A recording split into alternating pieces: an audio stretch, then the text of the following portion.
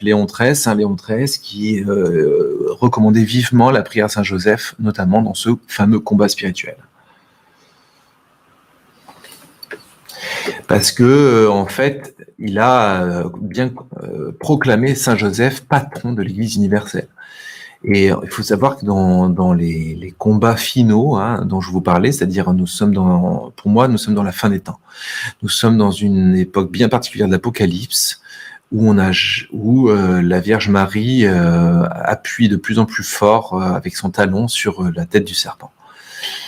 Je ne sais pas s'il y a des protestants ou des évangéliques parmi nous, mais sachez, si vous m'écoutez, que en fait, passer à côté de l'importance de la Vierge Marie est une très grave erreur. Vraiment, je le dis très fraternellement, je le dis un peu même dans un esprit de correction fraternelle.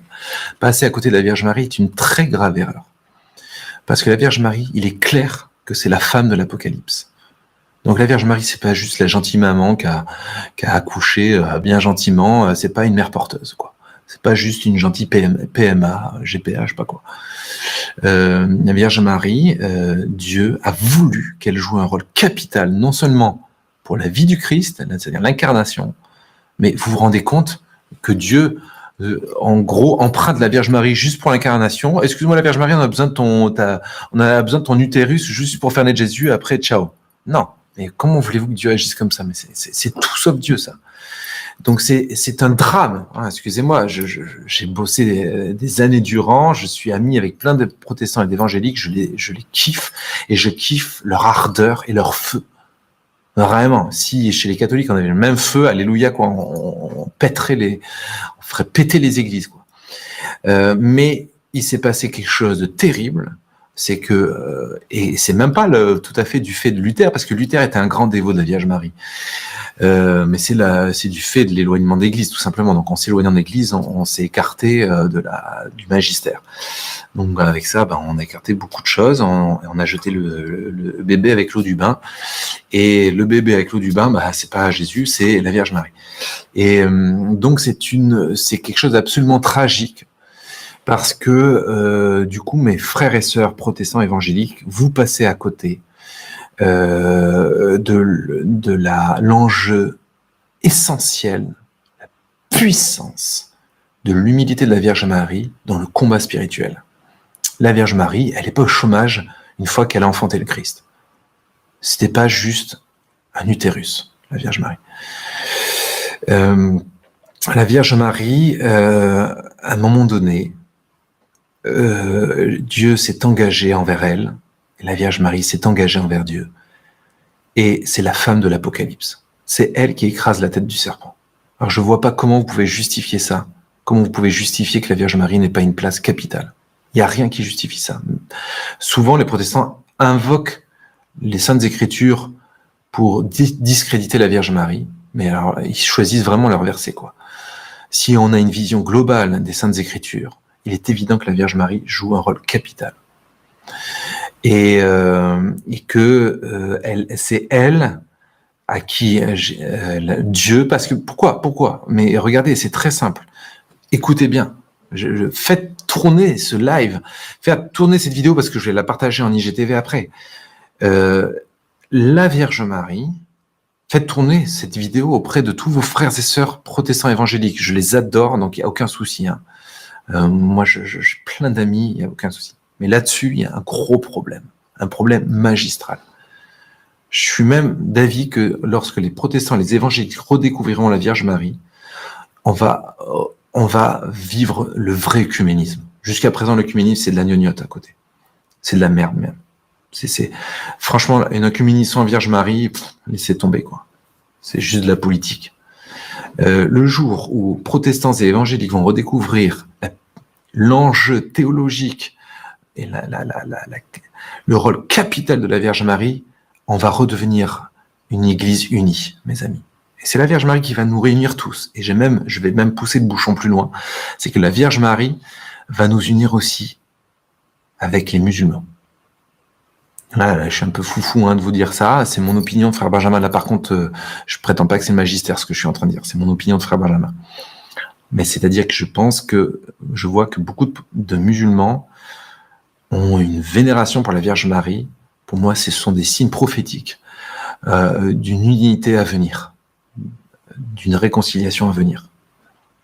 Donc, la Vierge Marie, c'est la femme par qui, de toute façon, le retour du Christ va advenir. Elle a enfanté l'incarnation, elle a été l'instrument de l'incarnation. Elle sera l'instrument. Elle sera l'instrument de la seconde venue de Jésus. C'est logique. Dieu est fidèle. Et Dieu n'exploite pas les gens au gré comme ça. Dieu est fidèle. Donc, de même qu'il a compté sur la Vierge Marie pour l'incarnation, il comptera sur la Vierge Marie pour les fins dernières. Et c'est déjà ce qui se produit. C'est la raison pour laquelle, chers amis, la Vierge Marie, depuis 200 ans notamment, elle est apparue à droite à gauche depuis 2000 ans, mais depuis 200 ans, ces apparitions se multiplient avec à chaque fois des messages extrêmement forts où elle annonce clairement les événements. À chaque fois, ces événements se produisent et où elle fait une interpellation extrêmement grave. Toute bonne mère qu'elle est, avec toute sa délicatesse de mère, n'empêche qu'elle dit les choses. Elle n'a pas un langage elle pratique pas la langue de bois, la Vierge Marie. Et la Vierge Marie annonce tout ce qui se produit. Rien que ça, c'est une preuve. Et j'ai déjà entendu des évangéliques dire que, en fait, les dieux d'apparition, c'était Satan qui s'était fait passer pour la Vierge Marie. Mais ça, c'est du délire total, quoi. Ça n'a même ni queue ni tête et ça n'a aucun lien avec les Saintes Écritures. Donc, tout ça pour dire quoi? Pour dire que c'est elle qui écrase la tête du serpent. Et pourquoi? C'est très simple. Est-ce que tout le monde m'écoute là? Ça va? Vous arrivez à me suivre? Partagez ce live, parce que c'est hyper important ce qu'on se dit. Je suis content parce qu'on est assez nombreux ce soir. Et c'est vraiment extrêmement important ce qu'on se dit. Satan, en fait, il y avait Dieu, Père, Fils et Saint-Esprit depuis toute éternité. Jusque-là, tout va bien? Satan, Père, Fils et Saint-Esprit, de toute éternité, de toujours à toujours. Ok? Dieu, dans la prodigalité de son amour, la prodigalité, ça signifie la fécondité, la créativité, car si vous regardez bien dans vos propres vies, qu'est-ce qui rend plus créatif que l'amour? Rien ne rend aussi créatif que l'amour. C'est-à-dire nous-mêmes, on l'expérimente. Alors forcément, on n'expérimente rien d'autre que ce qui existe déjà, en fait, dans le cœur de Dieu. Donc, en Dieu même, le cœur de Dieu est le siège de la créativité, puisque Dieu est amour. Saint Jean, Dieu est amour. Dans sa prodigalité, dans sa fécondité, Dieu crée. Il crée. Ça déborde son œuvre. De même que dans le couple, le fruit d'un couple, ce sont les enfants. De même qu'en Dieu, le fruit de Dieu, c'est la créativité. C'est cool, non? S'il y a des artistes parmi nous, ça devrait leur parler. Eh bien, une de ces créations, dans ses nombres, dans la multiplicité, dans la diversité de sa créativité, dans l'incroyable richesse de sa créativité, il a créé les anges. Parmi ces anges, il a créé un ange tout à fait particulier, qui est un peu son chef-d'œuvre, qui est le plus beau des anges, le plus lumineux, le plus puissant. C'est le plus doué, en fait, celui qui est doté du plus de dons. Cet ange s'appelle Lucifer, porteur de lumière. C'est une lumière qui n'est pas loin d'être celle de Dieu. Autrement dit, après Dieu, il n'y a rien d'aussi beau et d'aussi extraordinaire que Lucifer. Comprenez ça? Ce que je vous dis là, par contre, c'est de la stricte théologie catholique. Je suis pas en train. Ça, c'est pas un délire de frère Benjamin, par contre. Arrête les burgers, arrête les pizzas, arrête les desserts. Ça, c'est ce que disent tous ceux qui prétendent qu'ils savent comment.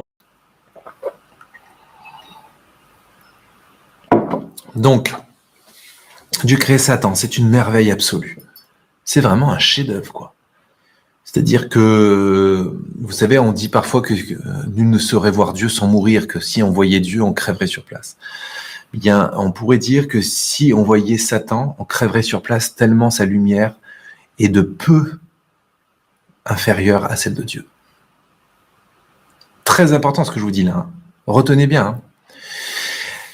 Satan, à un moment donné, devant la folie de Dieu, qui à la fois est la toute-puissance, mais dont la toute-puissance réside précisément dans son humilité. Dieu crée quelque chose qui est complètement dingue pour un ange parfait qu'est Satan, c'est-à-dire la divinité incarnée dans la matière. Écoutez, franchement, c'est comme un artiste qui fait une œuvre complètement géniale et qui va être détesté par certains et adoré par d'autres. Satan a choisi de détester ce projet-là. Il a choisi de détester le fait que Dieu puisse faire régner dans de la matière, dans quelque chose qui est de l'ordre du fini, en fait. La matière, c'est quelque chose qui est de l'ordre du fini. Vous comprenez ça? C'est pas difficile à comprendre. La matière, c'est de l'ordre du fini. Ça a un temps, ça a une histoire, c'est dans une temporalité, c'est dans une géolocalisation, c'est limité, okay, dans l'espace et dans le temps. Que dans cette géolocalisation, il intègre une âme, c'est-à-dire quelque chose qui est d'essence purement spirituelle, purement surnaturel, purement infini, en fait. L'âme est quelque chose finalement d'infini. Si on devait prendre des images triviales, on pourrait dire que c'est comme un bout de Dieu, quoi, l'âme. C'est comme une essence de Dieu. C'est comme un bout d'essence divine. Okay? C'est ça qui est en nous, hein, mes chers amis. C'est pour ça qu'on a une valeur incommensurable. Donc, lorsque on saisit que cette parcelle divine se retrouve encastrée, je fais exprès d'utiliser ce terme un peu trivial, encastrée dans quelque chose de fini, eh bien, pour Satan, c'est quelque chose qui était intolérable. C'était un affront, selon lui, à la divinité. Et lorsque, par-dessus le marché, ou concomitivement, non, concomitant, c'est concomitivement. Est-ce que ça se dit ça? Et de façon concomitante. J'en bafouille, mes chers amis. Donc, quand au même moment, Dieu lui dit, tu serviras cette créature-là, lui, un être à peine en dessous de Dieu, servir une créature qui a de la divinité en lui et en même temps qui est dans la limite de la matière, quoi. Il y a quelque chose qui est né en lui d'une rébellion. Ça va? Je suis en train de vous faire la psychanalyse de Satan, là.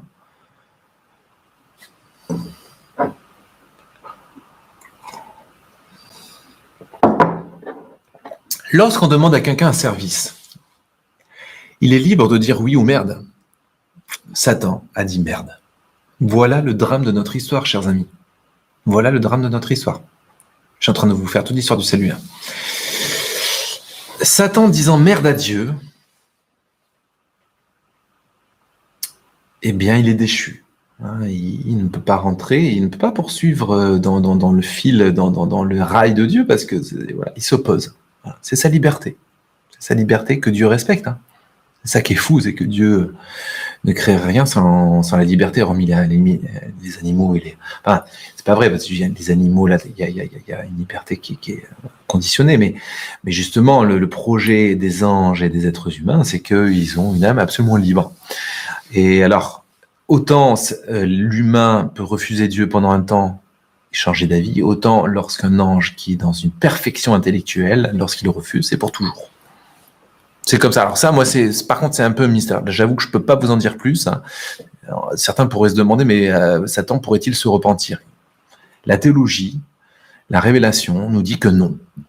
Donc bon, on aura les détails plus tard, hein, mais la vérité, c'est que c'est ça. C'est qu'il y a une perfection dans l'intelligence qui fait que quand le non est un non, il est définitif. C'est lié à la perfection d'intelligence. Je ne peux pas vous dire autre chose.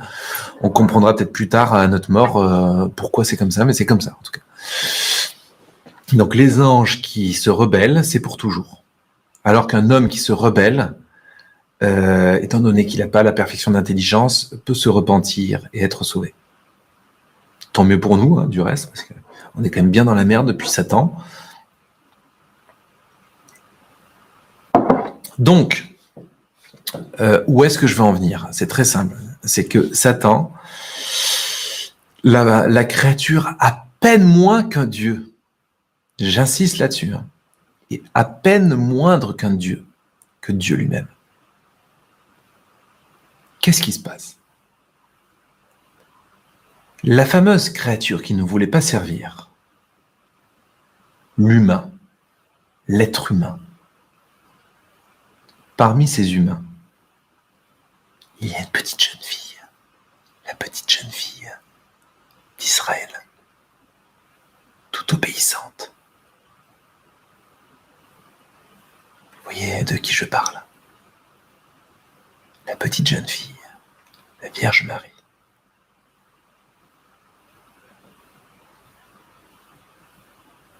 Par son humilité, lui écrase la tête. C'est quoi? C'est David et Goliath, mes amis. C'est même plus grand. David et Goliath est une analogie, est une icône, hein, du combat spirituel. La Vierge Marie est plus petite que David et Goliath. Que David. Satan est plus grand que Goliath. Satan le Tout-Puissant, à quelques nuances près, se fait laminer, mes amis, se fait sécher, quoi, éclater au sol par une petite jeune fille. Amen ou pas amen? Là, excusez-moi, vous êtes 42 sur Instagram, vous êtes 30 sur YouTube, je devrais avoir 30 amen, 40, une quarantaine de amen.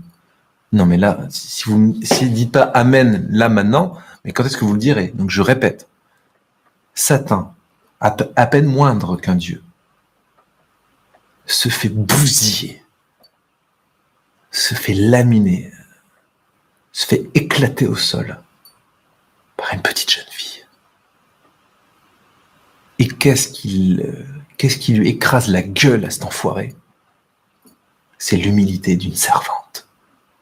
Je suis la servante du Seigneur, qu'il me soit fait selon ma parole, selon ta parole. Je suis la servante du Seigneur, qu'il me soit fait selon ta parole. Bah! Si vous voulez, c'est là que Dieu, vous voyez, on présente Dieu un petit peu, le Dieu d'amour. Mais oui, Dieu d'amour, mais vous savez que la caractéristique de l'amour de Dieu, c'est qu'il est juste. Sa justice est impitoyable. La justice de Dieu, mes amis, est impitoyable. Elle est... Ça me fait penser, vous savez, à des battles, quoi, à des battles que ce soit de rap, de danse, vous savez aussi, de concours d'éloquence. Voilà. C'est comme si on assistait à un concours d'éloquence. On a un premier qui prend la parole, et puis il y a Dieu qui prend la parole. Et là, Satan, il est vautré, quoi. Il est éclaté au sol, encore une fois. C'est bon, il est séché sur place. Il y a rien à rajouter. Ok, ciao, on se rappelle, quoi. Allez, ciao, vas-y, c'est bon. Il est clashé sur mesure, quoi. Sauf que on pourrait s'attendre, et c'est ça qui est marrant, c'est que, à mon avis, Satan est complètement déglingué par là où il s'y attendait pas, quoi. C'est-à-dire que ce qui déglingue Satan, c'est l'humilité. Ce dans quoi il n'a pas voulu rentrer. Satan ne serait pas étonné d'être déglingué par Dieu lui-même. Mais en fait, Satan est déglingué par une petite jeune femme. Les gars, est-ce que tout le monde a entendu? Satan est déglingué par une petite jeune femme. Une petite choupinette. Mais vous auriez vu la Vierge Marie, c'est une petite choupinette. C'est une petite jeune fille. toute frêle, voilà, c'est une petite jeune fille, c'est inhumaine. Elle est dans un corps avec du sang qui circule, des poumons qui gonflent, un cœur qui bat, un corps qu'on pourrait écraser comme ça. On pourrait écraser la Vierge Marie, c'est du matériel. Vous comprenez un peu le saut qualitatif, l'humiliation. Satan, tombé dans l'orgueil, il est vaincu par l'humiliation. Comprenez? Et ça, c'est ce qui vaut déjà et ce qui vaudra pour l'éternité. C'est-à-dire qu'il n'y aura jamais de fin au tourment de Satan. Parce que Satan existera toujours. D'accord? Pour l'instant, dans une mystérieuse providence, il n'est pas encore empêché de nuire. Au jugement dernier, il sera empêché de nuire. Alors, ça aussi, c'est une grande question qu'on pourra poser à Dieu, ou dont on aura la réponse avant qu'on meure, mais a priori qu'on aura notre mort. C'est pourquoi Dieu n'empêche pas Satan de nuire avant, quoi. Voilà. Alors ça, écoutez, hein, Dieu, il connaît son job. Donc, il nous expliquera. D'ici là, pour l'instant, Satan n'est pas empêché de nuire. Jésus nous a bien sauvés, mais cela a rendu inefficace le travail de Satan dans la mesure où, quoi que fasse Satan contre nous, quelles que soient les chutes que l'on vive, on a toujours la possibilité d'être rescapé, d'être sauvé. Donc ça, c'est terrible parce que Satan peut s'épuiser en vain, c'est-à-dire il peut nous faire tomber jusque dans les ténèbres. On peut toujours se relever grâce à la miséricorde qui nous a été acquise par le sang du Christ versé sur la croix. Amen ou pas amen? Amen. Mais un jour, il sera empêché de nuire.